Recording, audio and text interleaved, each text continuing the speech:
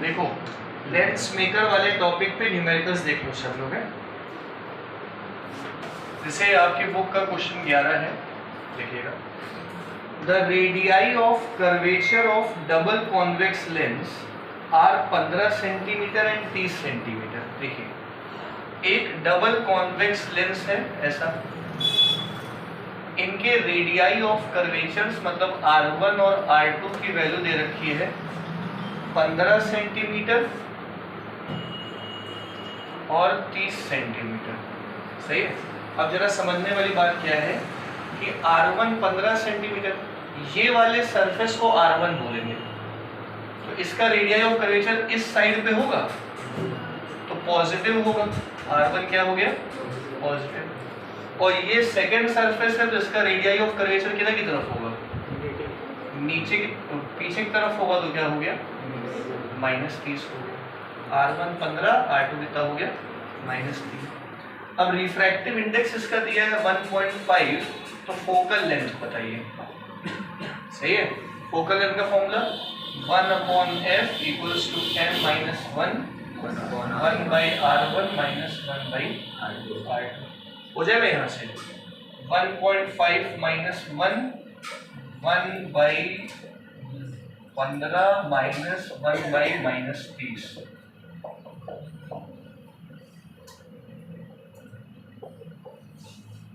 इसको सॉल्व करके 1/f निकाल लीजिए आप।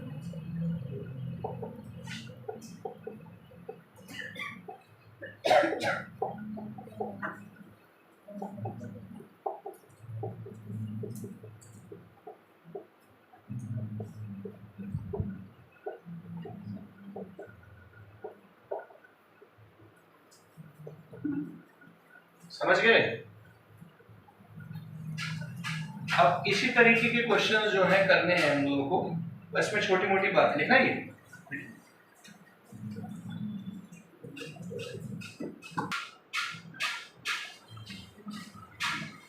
देखो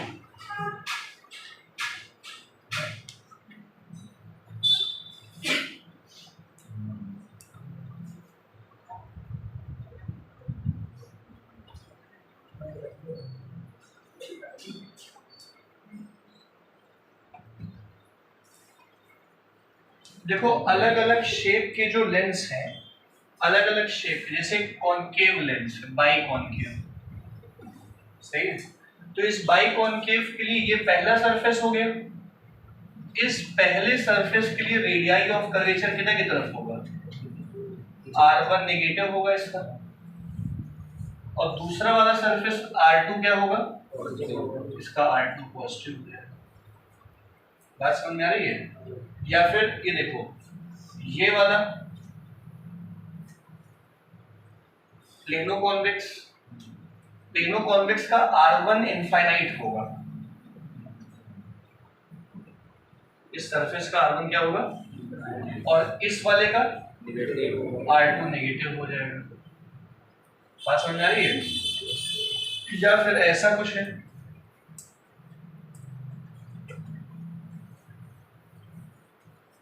पहला सरफेस भी कन्वेक्स है, दूसरा भी कन्वेक्स है, तो ये कन्वेक्सो कन्वेक्स हो गया। सही है। अच्छा, अब इनमें रेडियाई क्या होगा? देखो पहला वाला रेडियस इस सरफेस की वजह से क्या होगा? पॉजिटिव, और दूसरा भी क्या होगा? तो R1 R2 दोनों पॉजिटिव। तो डिपेंड करता है शेप पे, R1 R2 पे।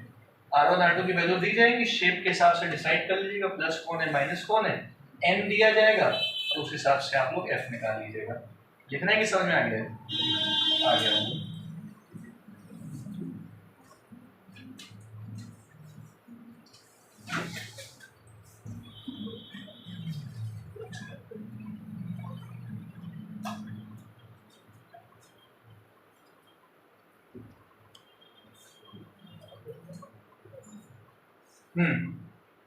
अगला देखो,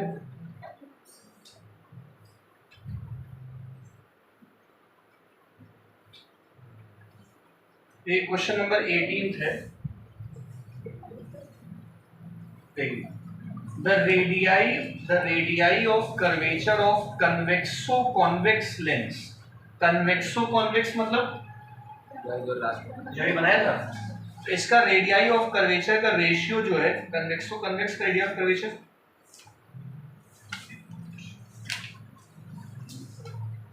कन्वेक्सो कन्वेक्स, इधर देखो, कन्वेक्सो कन्वेक्स ये होता है, देखो ये है कन्वेक्स और ये है कॉनकेव। तो कन्वेक्सो का मतलब पहला सरफेस कन्वेक्स जैसा, और कॉन्वेक्स मतलब दूसरा सरफेस भी कन्वेक्स जैसा। तो कन्वेक्सो कॉन्वेक्स इज बाई कन्वेक्स। कुछ अगर वहां उल्टा बता दिया था कि नहीं बताया?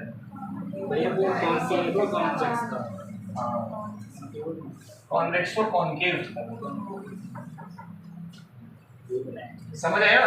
मान लो ऐसा लिखा हो कन्वेक्सो कॉनकेव, तो पहला सरफेस कन्वेक्स टाइप का लेना और दूसरा सरफेस काहे का लेना? कॉनकेव का। तो ये कन्वेक्स का पहला सरफेस है और ये कनकेव का दूसरा सरफेस। इसके दोनों के लिए R1 R2 पॉजिटिव ही होगा। तो बेटा एक कन्वेक्सो कॉन्वेक्स लेंस का रिफ्रैक्टिव इंडेक्स 1.5 दिया हुआ है और इनके रेडियाई का रेशियो 1:2 दिया हुआ है, 1/2 दिया हुआ है, ठीक है। This lens renders the rays coming from an illuminated filament at a distance 6 centimetre parallel. एक फिलामेंट से रेज ऑफ लाइट आती हैं और 6 सेंटीमीटर पैरेलल, इसका मतलब यहां से यहां तक की दूरी 6 सेंटीमीटर है और उसके बाद लाइट रेज क्या जाती है? पैरेलल जाती है। इसका मतलब ये जो पॉइंट है ये फोकस है। क्या हो गया? फोकस। तो फोकस दिया है हम लोग को 6 सेंटीमीटर। आ गया समझ में? टेक्निकली ऐसे होना चाहिए था, कॉन्वेक्स का फोकस पॉजिटिव होता है ना, ये ऐसे होना चाहिए था, उल्टा। रेज ऑफ लाइट पैरेलल आती हैं तो कहाँ मीट करती हैं? फोकस पे, और ये 6 सेंटीमीटर है। आगे समझ में? तो फोकस पता है, रेडियाई का रेशियो पता है, हम लोग को रेडियाईज निकालने हैं, R1 और R2 की वैल्यू निकालनी है। तो late R1 equal to x, तो R2 कितना हो जाएगा? 2x। कौन सा प्लस होगा कौन सा माइनस होगा? R1 प्लस होगा, R2 माइनस हो जाएगा। आगे समझ में? अब उसी फॉर्मूले में रख दो, 1/x f is equal to n minus 1। Solve कर लो यहाँ से। f पता है, n पता है, R1 R2 पता है, x निकालना है, कर लो कर। आ गया हो तो अच्छी बात। चलो अगला सवाल देखो। अच्छा चलो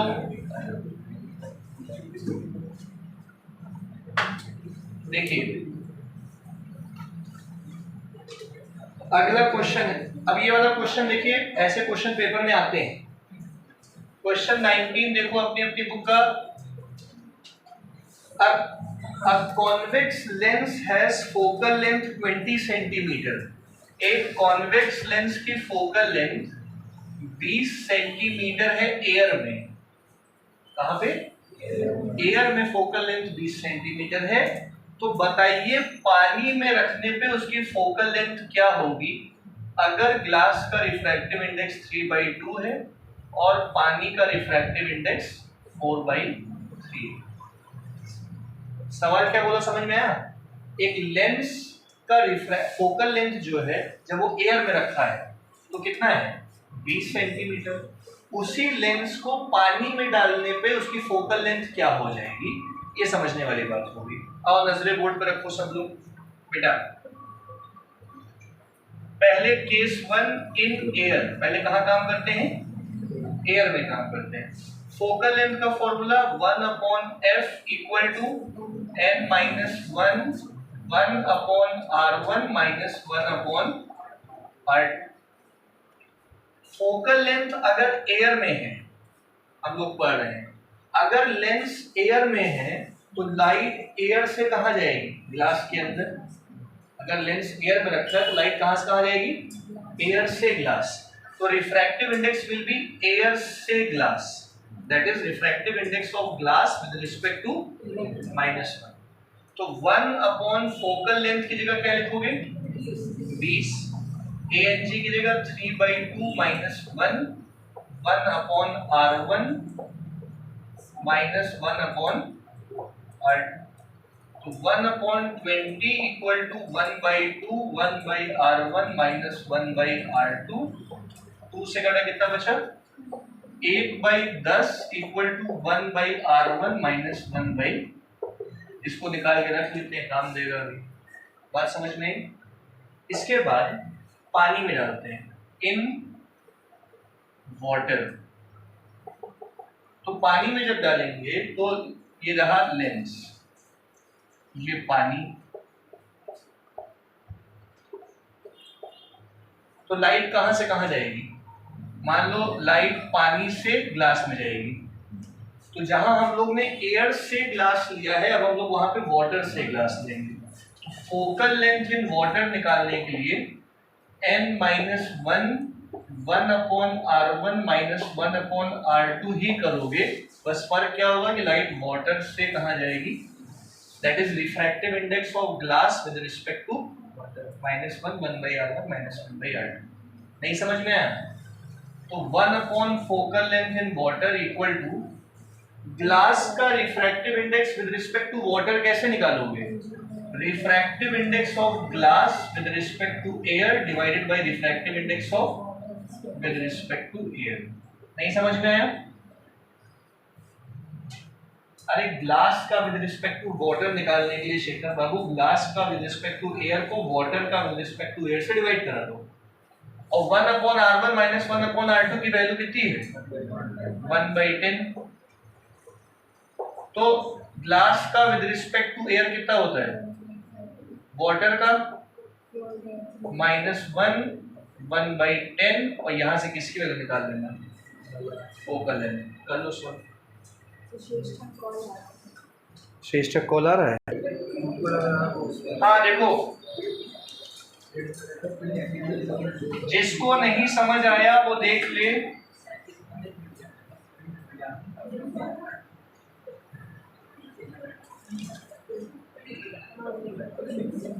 आइए इधर इधर इधर। तो पहले फोकल लेंथ किस में दिया हुआ है? लिक्विड में। जब देखो लिक्विड में दिया है आज्ञा, तो लिक्विड में लेंगे ना इसको, इस लेंस को लिक्विड में रख दीजिए, ठीक है? और लाइट कहां से कहां जाएगी? लिक्विड से glass. 1 upon focal length in liquid is equal to liquid से ग्लास -1 1/R1 -1/R2। अखंडा LNG मतलब ग्लास का ऊपर लिक्विड का -1 1 focal length in air 1/R1 -1/R2। समझ गए? तो फोकल लेंथ इन लिक्विड दिया है 130, ग्लास का with respect to air 1.5 divided by 1.3 -1 1/R1 -1/R2। ये कितना आएगा सॉल्व करने पे?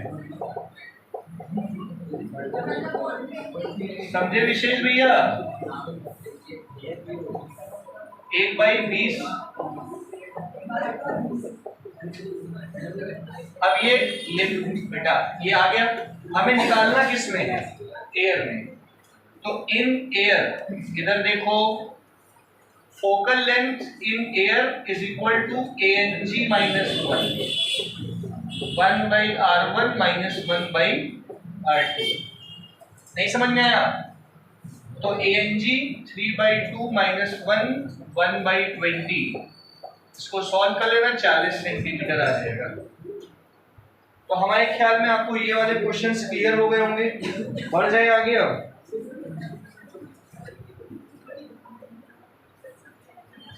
टॉपिक डालो अगला। लिख लो जिसको नहीं आया। लिखो dependence of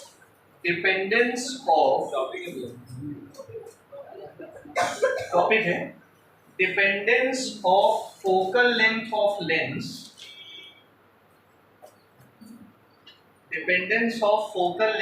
lens on refractive index. खंडा लिखो। अरे उसको पेन दे दो यार।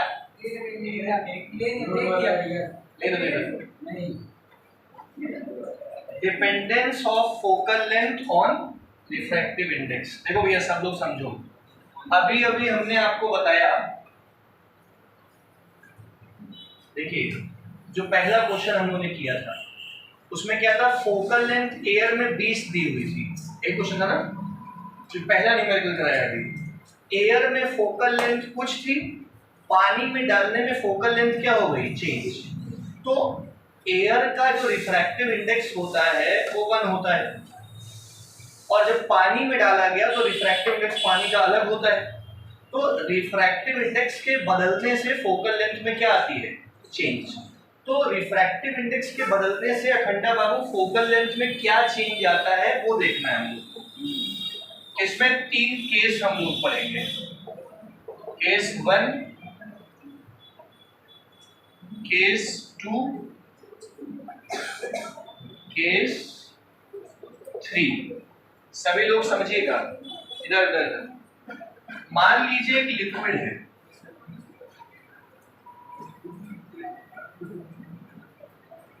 देखो एक लिक्विड है, इस लिक्विड का रिफ्रैक्टिव इंडेक्स है N1, सही है, और इसके अंदर रखा गया है इस लेंस को, और इस लेंस का रिफ्रैक्टिव इंडेक्स क्या है, N2।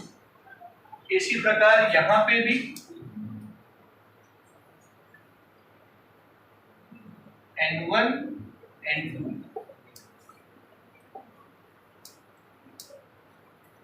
N1 N2, सही है। अब अगर इस लेंस का रिफ्रैक्टिव इंडेक्स ज्यादा है और लिक्विड का रिफ्रैक्टिव इंडेक्स क्या है, कम, बात समझ में आ रही है। लाइट कहां से कहां जा रही होगी फिर, रेयर से डेंसर की डेंसर से रेयर। ये कम है, ज्यादा है, तो रेयर से डेंसर लाइट जा रही है, सही है। तो होगा क्या, देखो 1 अपॉन फोकल लेंथ का फॉर्मूला होता है n-1 1 upon r1 minus 1 upon. तो लिक्विड में डालने पे ये तो बदलेगा नहीं, इसके बदलने से ये बदलेगा।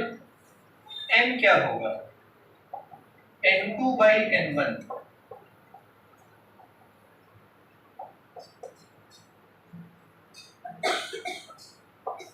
R1 minus R2। अब ये बताइए N2 बड़ा है N1 से, है ना, इसका भी एलसीएम ले लो, चलो चल आसान हो जाएगा समझने में।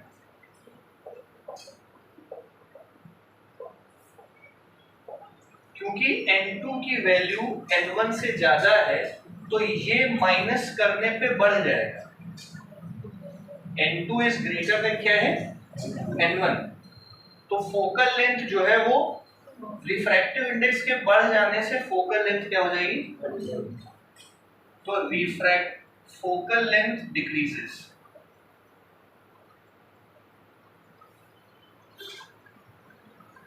क्या है समझ में।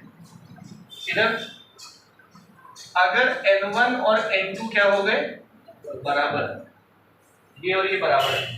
अब इसी फॉर्मूले में आप लोग देखो, ये पूरा फॉर्मूला देखते हुए आओ, 1 upon F equal to N2 minus N1 क्या हो जाएगा, तो 1 अपॉन फोकल लेंथ 0 होने का मतलब हो गया फोकल लेंथ क्या हो गई, इनफाइनाइट हो गई। और फोकल लेंथ इनफाइनाइट होने का मतलब ये हो गया lens behaves as plane glass plate. Plane glass मतलब ये लेंस जो है प्लेन ग्लास प्लेट की तरह काम करेगा जिसकी फोकल लेंथ इनफाइनाइट होती है, या कह लो कि लेंस अंदर गायब हो जाएगा एंड विल बी इनविजिबल, क्योंकि रिफ्रैक्शन हो ही नहीं रहा है, पता ही नहीं चलेगा आपको। नहीं समझ पाए? और ये तीसरा केस क्या आएगा, n1 की वैल्यू किससे बड़ी हो, n2 से। तो 1, ये पूरा वही चीज लिखनी है, लास्ट में क्या बन के आएगा, 1/f equal to n2 minus n1 upon 1/r1 minus 1/r2। अब ये बड़ा है और ये छोटा है, का मतलब फोकल लेंथ किस में आ जाएगा, अगर पॉजिटिव में फोकल लेंथ है तो नेगेटिव बन जाएगी, अगर ये पहले से ही नेगेटिव है तो क्या बन जाएगी, तो फोकल लेंथ पॉजिटिव से नेगेटिव हो जाएगी, या फिर फोकल लेंथ नेगेटिव से, या कह लो नेचर चेंज हो जाएगा, नेचर ऑफ लेंस चेंजेस।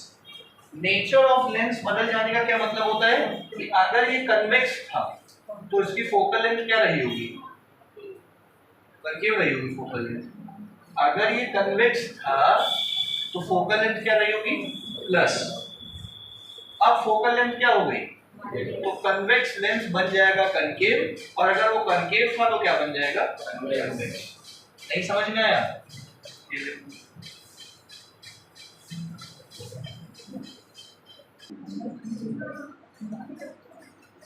चलो एक क्वेश्चन बताओ बेटा इसी बात पे, जिससे इससे पूछेंगे वही वही बताएगा, ठीक है।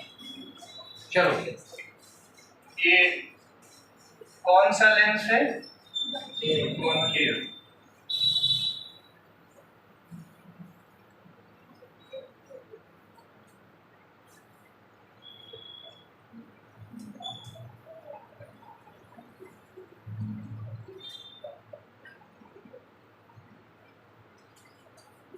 देखो ये कॉनकेव की दो कंडीशंस हैं, बाहर का रिफ्रैक्टिव इंडेक्स n1 है, अंदर का रिफ्रैक्टिव इंडेक्स n2 है।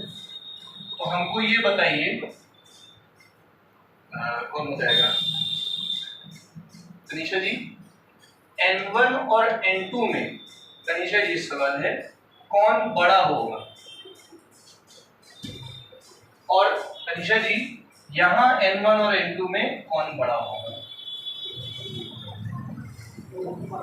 जिसको आता है बस हाथ उठाए। हाँ बेटा, पहले वाले में कौन बड़ा होगा, n2 बड़ा होगा। हाँ वेदांश, पहले वाले में n1 बड़ा होगा, दूसरे वाले में, शेखर तुम बताओ, सेम। श्रद्धा, पहले वाले में n1 बड़ा होगा, दूसरे वाले में n2 बड़ा होगा। हाँ तनीषा जी आंसर बदलना चाहती हैं?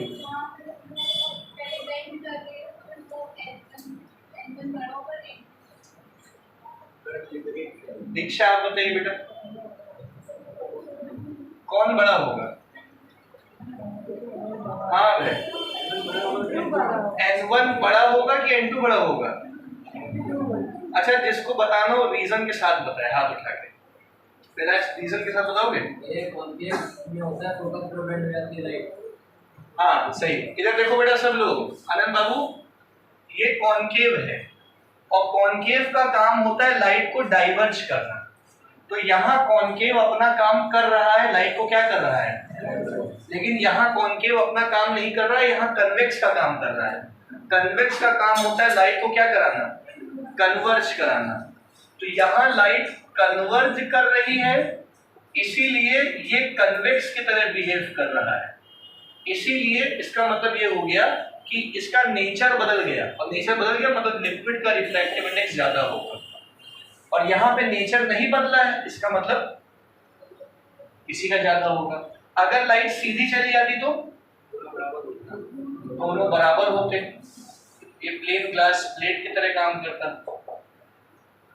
आया समझ में? अनीशा जी समझ में आया? नहीं आया ना? अरे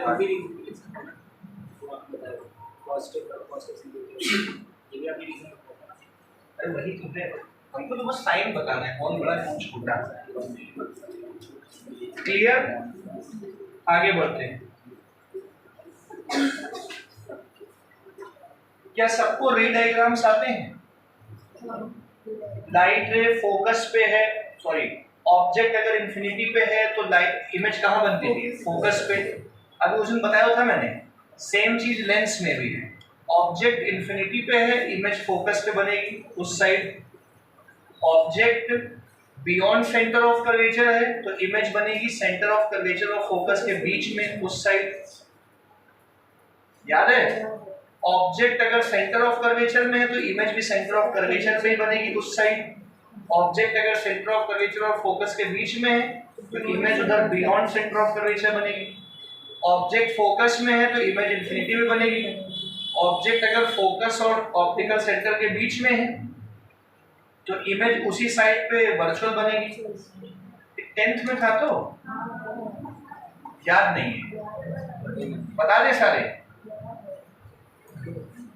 बता दे।